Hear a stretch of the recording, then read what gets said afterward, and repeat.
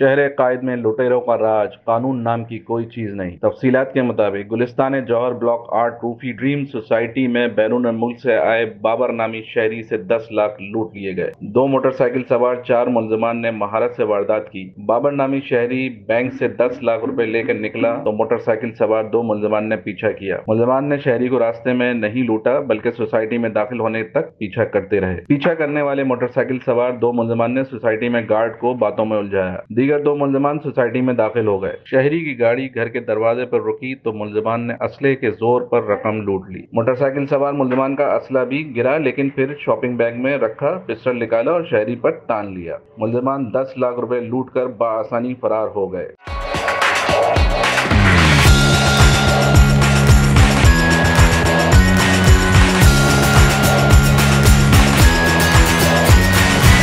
आप देख रहे हैं BBC सिटी न्यूज।